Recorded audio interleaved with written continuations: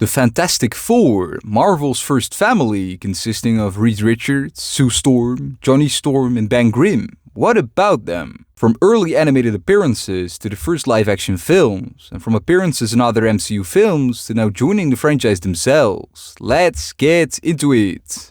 Please help your favorite average movie guy get to 1,000 subscribers by subscribing right now. The Fantastic Four, 1967 to 1968. Before anything else, the Fantastic Four first came to life, not on the big screen, but on Saturday morning television. The voice cast included Gerald Moore as Reed Richards, Joanne Plug as Susan Storm, Jack Flounders as Johnny Storm, and Paul Frees as Ben Grimm.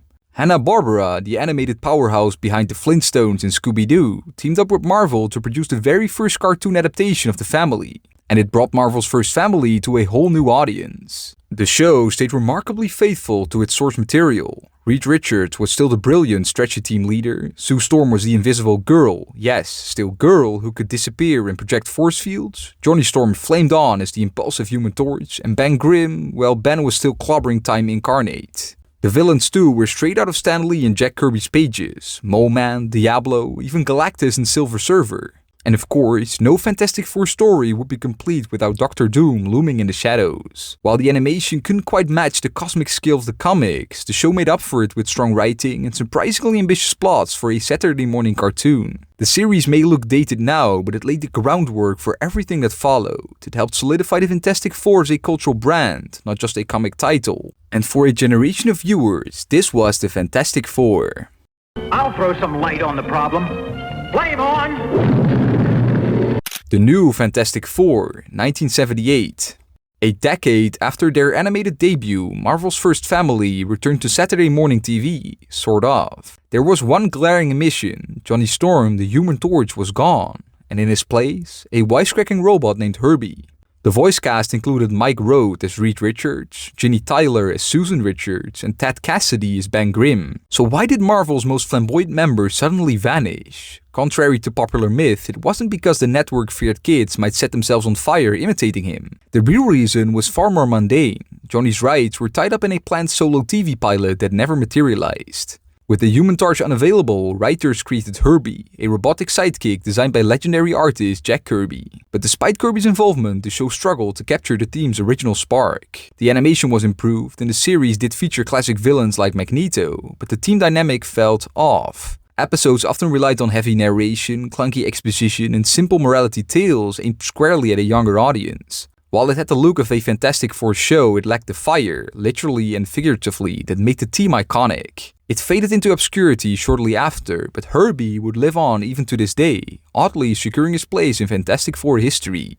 We're all too tense and uptight. We're running around like amateurs, following up every type of false clue. Fred and Barney meet the Thing, 1979. The following year, things got weird. The Thing, voiced by Wade Morton and Joe Baker, got a spin-off. But here's the twist: the Thing in this show wasn't the gruff, orange rock monster we know. Instead, he was a completely different character.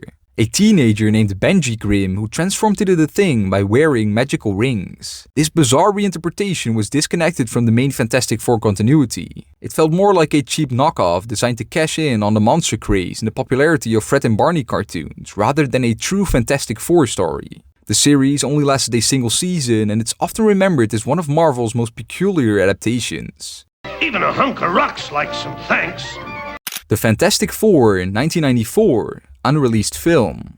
1.5 decades later, the Fantastic Four almost got their big screen debut, but it wasn't meant to be. The cast included Alex Hyde White as Reed Richards, Rebecca Staab as Susan Storm, Jay Underwood as Johnny Storm, and Michael Bailey Smith and Carl Giafalio as Ben Grimm and the Thing respectively. This adaptation was never meant to see the light of day. Made quickly and cheaply, it was reportedly created only to retain the film rights Marvel held at the time. The story followed the origin of the team with surprisingly earnest performances, but the effects, costumes, and sets were less than spectacular. Dr. Doom was the film's antagonist, portrayed with campy flair. The film's tone was uneven, sometimes serious, sometimes unintentionally comedic, but it showcased the potential for a Fantastic Four live-action story.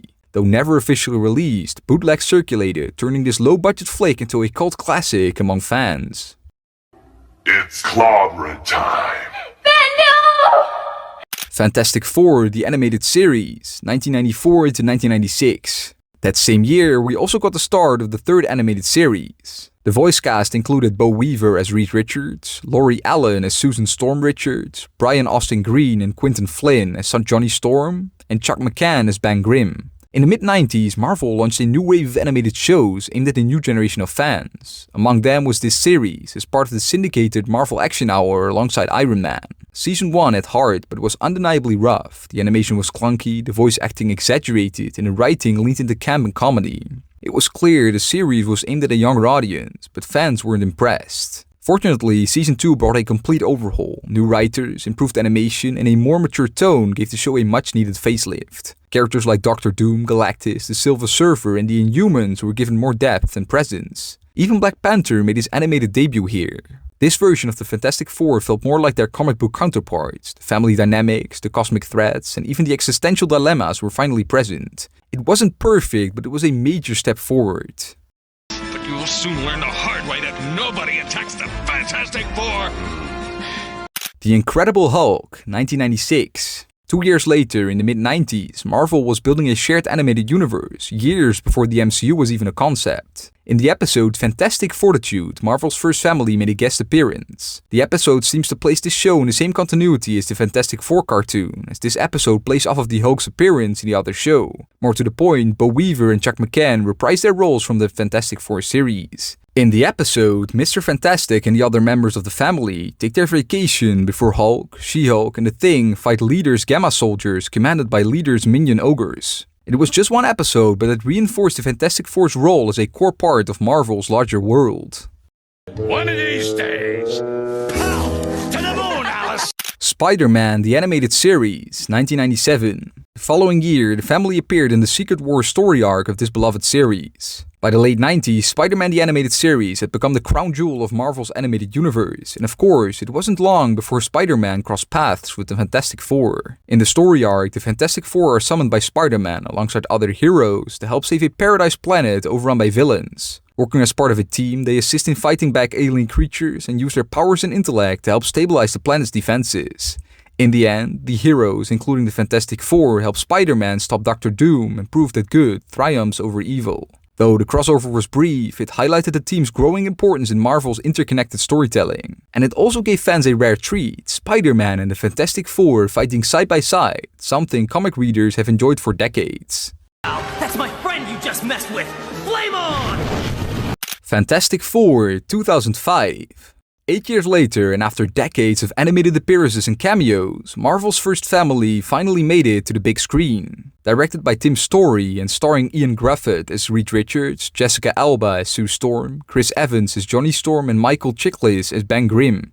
The plot follows the classic origin. The Fantastic Four and Victor Von Doom are exposed to cosmic radiation during a space mission. They return to Earth with superpowers and a mix of awe, fear, and resentment. Reed becomes elastic, Sue can turn invisible and create force fields, Johnny becomes the Human Torch, and Ben transforms into the rocky powerhouse known as the Thing. Meanwhile, Victor, now Doctor Doom, begins his descent into villainy, consumed by power and jealousy. The film leaned heavily into family dynamics and personal conflict, especially with Ben's tragic transformation. While the action was big and the visuals flashy, the emotional core of the film centered on teamwork, identity, and learning to live with change. Casting was a mixed bag. Ian Gruffett brought earnestness to Reed, Jessica Alba was a high-profile, if controversial, choice for Sue, Michael Chiklis gave Ben Grimm a gruff humanity beneath prosthetics, and Chris Evans, yes, that Chris Evans, was a scene-stealing Johnny Storm, full of charisma and life. Critics were divided. Some praised the lighthearted tone and character chemistry, while others found the film underwhelming and too safe. But audiences responded well. The film was a box office success, grossing over $330 million worldwide and reigniting interest in Marvel's first family. For better or worse, the film marked the first time the iconic team headlined a major Hollywood blockbuster and laid the groundwork for their cinematic legacy to come. It's clobbering time! It's catchy, right? Fantastic Four, Rise of the Silver Surfer, 2007. 2 years later, the sequel already arrived, with the main cast reprising their roles. With the origin out of the way, the sequel set its sights on something bigger and more cosmic. The story picks up with Reed and Sue preparing for their long-awaited wedding, but peace doesn't last long. Strange cosmic phenomena signal the arrival of a powerful alien being, the Silver Surfer, herald of an even greater threat. The Surfer, brought to life with a sleek combination of CGI and Doc Jones's physical performance, quickly became the highlight of the film. Mysterious, elegant, and morally conflicted, he was a fan favorite and a faithful adaptation of the comic book icon. The plot centers on the Surfer's mission to prepare Earth for the destruction by Galactus, a cosmic entity reimagined here as a massive cloud, rather than the towering humanoid fans expected.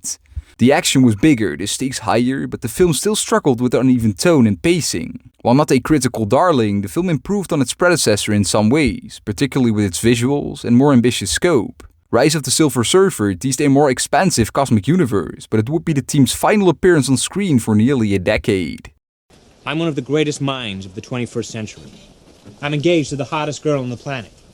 Fantastic Four: World's Greatest Heroes, 2006 to 2010. In between the two films making waves in theaters, the fourth TV series was also released, a stylish, animated reboot with a more modern, anime-inspired aesthetic. The voice cast included Hiro Kanagawa as Reed Richards, Lara Gilchrist as Susan Storm, Christopher Jackett as Johnny Storm, and Brian Dobson as Ben Grimm. The series embraced the wild, cosmic, and absurd elements of Fantastic Four lore, while also updating the characters for a new generation. The show didn't waste time, it dove straight into the wild side of the Marvel Universe. Character-wise, the series leaned into the team's core dynamic. Reed's obsessive intelligence, Sue's grounded leadership, Johnny's impulsive showboating, and Ben's lovable grumpiness. Their personalities clashed constantly, but in a way that made them feel like a true family. Despite its strengths, the series suffered from inconsistent airings and was pulled from Cartoon Network after only 8 episodes.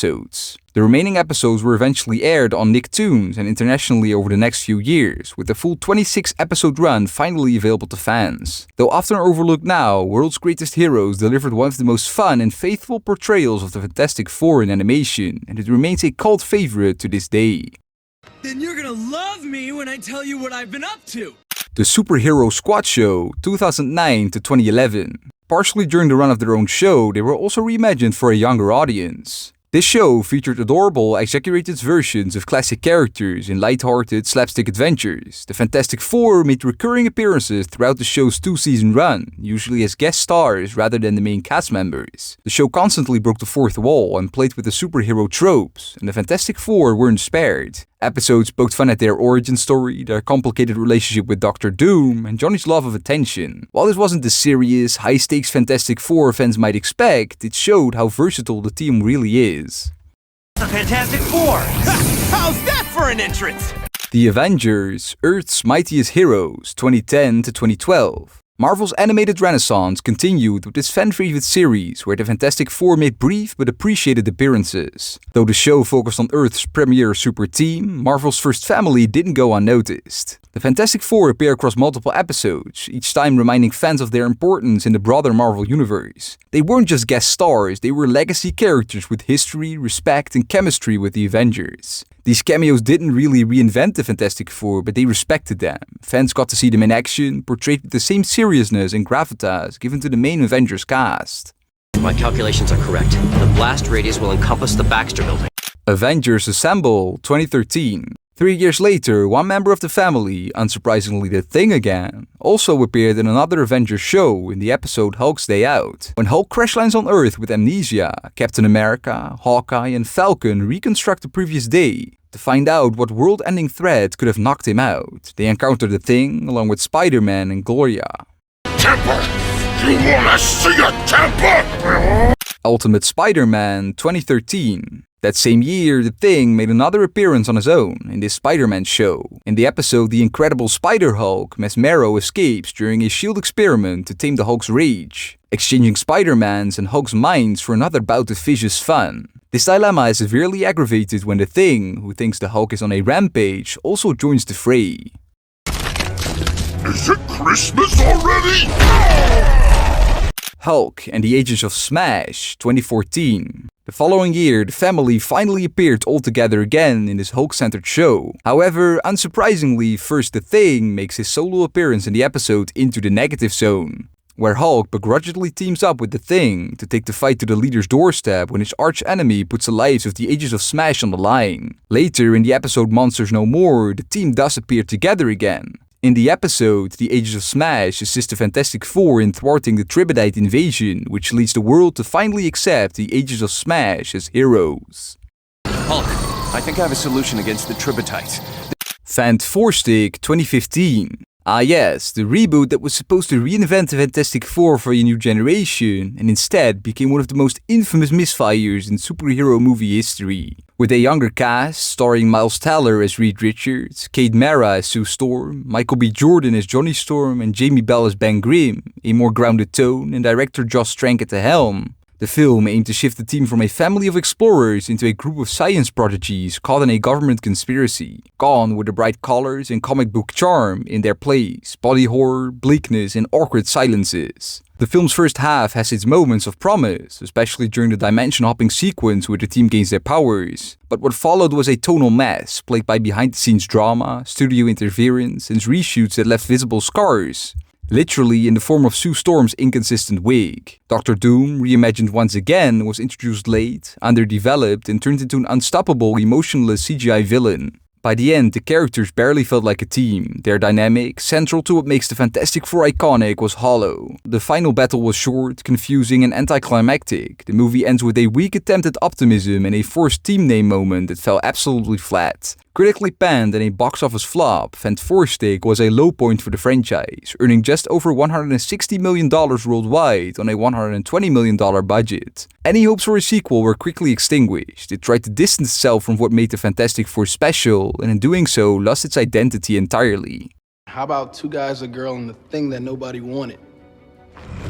Marvel Superhero Adventures 2020. 5 years later, the Fantastic Four made their quiet return, not to theaters, but to a much smaller screen. This series, designed for the youngest generation of fans, featured short-form episodes with simplified design and accessible stories. The Fantastic Four fit perfectly into this world. Their abilities were fun and visually dynamic, and their personalities were toned down just enough to appeal to the show's younger audience. Happy to do it. I love sharing tech skills with you. Spidey and His Amazing Friends, 2021 to 2025. Following year, we again saw the Thing appear on his own, however with Herbie as his companion. Finally, returning after decades, he and the Thing appear in a plethora of episodes. Stories included playing hide-and-seek with Miles Morales, finding and catching Green Goblin, fighting Hydra bots, stopping classic Spider-Man villains from ruining Hanukkah, and being saved by Herbie from Trapster. It was fun to see the Thing and Herbie team up with Spider-Man from time to time. I think this calls for the laser cutter! Doctor Strange in the Multiverse of Madness 2022. The following year we saw the return of one of the Fantastic Four members to the big screen, with it also being the first appearance of any Fantastic Four member in the MCU. It obviously was the appearance of John Krasinski as Reed Richards in the Doctor Strange sequel. He makes a somewhat brief but impactful cameo as a variant from another universe. Reed Richards is not the hero we expected. Instead, he's part of a secretive group of multiversal defenders called the Illuminati, who monitor and contain the chaos spreading across realities. He, alongside the rest of the team, are brutally killed by Wanda Maximoff in the film, with Reed Richards' dad being especially memorable due to its visual spaghetti-like look. His role is brief, but hints at much larger implications, introducing the Fantastic Four's presence in the MCU, teasing future stories, and expanding the cosmic scope of the MCU's multiverse. John Krasinski's casting was a surprise, but widely celebrated, blending star power with fan-casting dreams. Destroying one or both entirely. Lego Marvel Avengers Mission Demolition 2024. 2 years later, the Thing again appeared on his own, what a surprise, but this time in Lego form on the screen for the first time. In this Disney Plus animated special where a clumsy damage control worker named Dennis accidentally unleashes a powerful villain who wants to destroy the Avengers, the Thing made his most notable appearance alongside Gambit, where they plan a card game night. You need another person for cards? Ah, sorry, kid.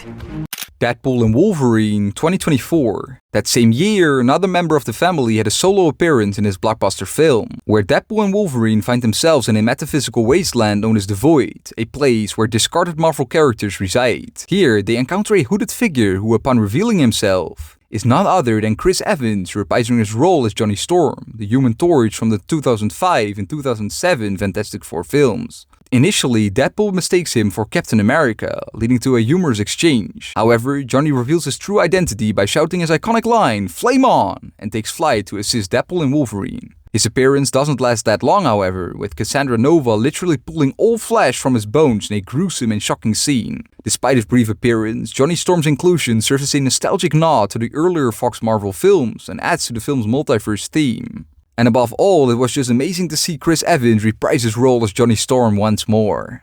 Avengers Assemble! Sorry, what now?